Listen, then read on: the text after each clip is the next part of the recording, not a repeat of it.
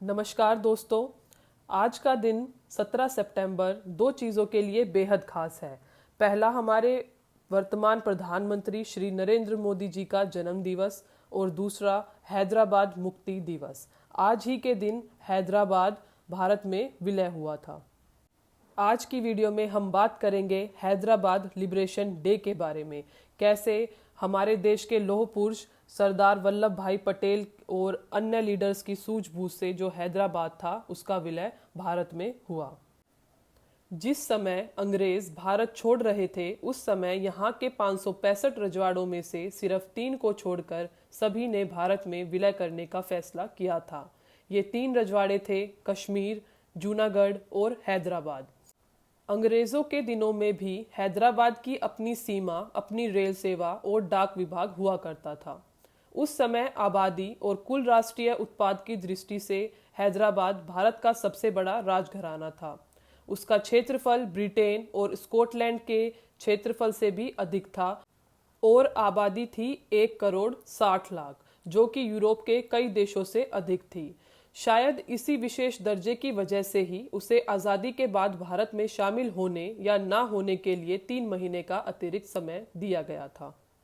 हैदराबाद की कुल आबादी में 80% हिंदू लोग थे, जबकि अल्पसंख्यक माइनॉरिटी होते हुए भी मुसलमान प्रशासन और सेना में महत्वपूर्ण पदों पर बने हुए थे। उस समय कट्टरपंथी कासिम रिजवी के नेतृत्व में रजाकार हैदराबाद की आज़ादी के समर्थन में जनसभाएं कर रहे थे और इलाके से गुजरने वाली ट्रेनों को रोककर न सिर्फ गैर मुस्लिम यात्रियों पर हमले कर रहे थे, बल्कि हैदराबाद से सटे हुए भारतीय इलाकों में रहने वाले लोगों को भी परेशान कर रहे थे। इंडियन इंडिपेंडेंस एक्ट 1947 के अकॉर्डिंग 2 देश बनेंगे, एक भारत और एक पाकिस्तान, और पार्टीशन ऑफ बंगाल होगा। और तीसरा पॉइंट ये था कि जो प्रिंसली स्टेट्स हैं, जो रजवाड़े हैं, वो या तो भारत में विलय हो जाएं या पाकिस्तान में, या फिर वो इंडिपेंडेंट हो जाए। लेकिन सबसे बड़ी दिक्कत और वीक पॉइंट यही था इस एक्ट में। तो 565 इतनी बड़ी रियासतों को एक करना, उनका भारत में विलय करना केवल एक ही व्यक्ति कर सकता था, भारत का शेर लौह पुरुष सरदार वल्लभ भाई पटेल जी, जो कि उस समय के होम मिनिस्टर थे। वो एक बुद्धिजीवी और एक जीनियस व्यक्ति थे, जिनको अच्छे से पता था कि किसी सिचुएशन में किस तरीके से एक्ट करना है। 15 अगस्त 1947 को आज़ादी के बाद जब हैदराबाद अलग स्टेट करने की मांग करता है, तो उनको एक स्टैंड स्टिल एग्रीमेंट दिया जाता है भारत सरकार के द्वारा, जिसके अनुसार जो हैदराबाद है उसके पास जो है वो उसको रख सकता है। सिर्फ 1 साल के लिए जैसा चल रहा है वो सब कुछ चला सकता है, लेकिन 1 साल के बाद हैदराबाद का जो निज़ाम है उनको डिसीजन लेना ही होगा। इसलिए हैदराबाद को भारत सरकार ने निरंतर एक अंतराल पे रियायतें दी थी, लेकिन जो निज़ाम था उसको आज़ादी के अलावा कुछ भी मंजूर नहीं था, क्योंकि उस समय उसको पाकिस्तान और बाहर से भी सपोर्ट मिल रहा था। निज़ाम हैदराबाद में भारत के विलय के इस कदर खिलाफ थे कि उन्होंने उस समय जिन्ना को संदेश भेजकर ये जानने की कोशिश की थी कि क्या वो भारत के खिलाफ लड़ाई में हैदराबाद का समर्थन करेंगे।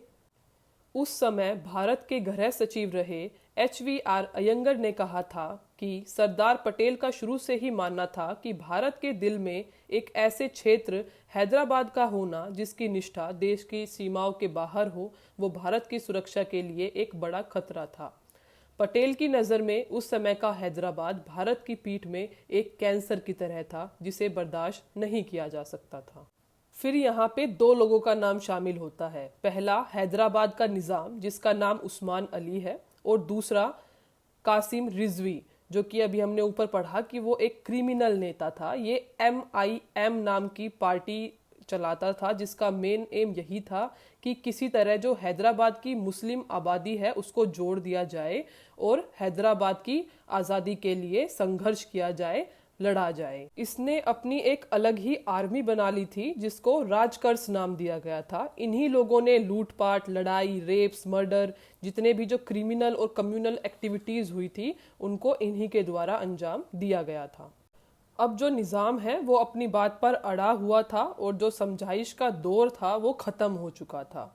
शुरू में जो पंडित जवाहरलाल नेहरू थे वो हैदराबाद में सेना भेजने के पक्ष में नहीं थे, जबकि सरदार वल्लभ भाई पटेल के लिए सैनिक कार्रवाई सबसे पहला विकल्प था। जो बातचीत का दौर था वो उसमें और समय व्यर्थ नहीं कर सकते थे। इसलिए 6 सितंबर 1948 को सारी पुलिस फोर्स आर्मी तैनात हो गई थी और यहाँ पर दो स्ट्रेटेजीज अपनाई गई थी कि दो तरफ से जो है आर्मी वो अटैक करेंगी, ईस्ट में विजयवाड़ा से और वेस्ट में सोलापुर से। विजयवाड़ा में मेजर जनरल ए रुद्रा ने इसको कमेंस किया था और हमारी गोरखा यूनिट के पास ही सब कुछ काम था। तो 13 सितंबर को ये अटैक फिक्स होता है और ये युद्ध जो है वो टोटल 5 दिनों तक चलता है। इसी को ऑपरेशन पोलो के नाम से हम जानते हैं। 17 सितंबर को ये जो वॉर है वो कंप्लीट होता है और हैदराबाद का फुल सरेंडर किया जाता है। जो सभी दोषी हैं, जो भी इसमें क्रिमिनल्स थे, उन पर मुकदमा चलता है और कासिम रिजवी को भी इसी शर्त पे छोड़ा जाता है कि वो भारत छोड़कर पाकिस्तान में चला जाए और बाद में पाकिस्तान ही उसको शरण देता है। तो ये था हमारा ऑपरेशन पोलो, जिससे हैदराबाद का भारत में विलय हो जाता है।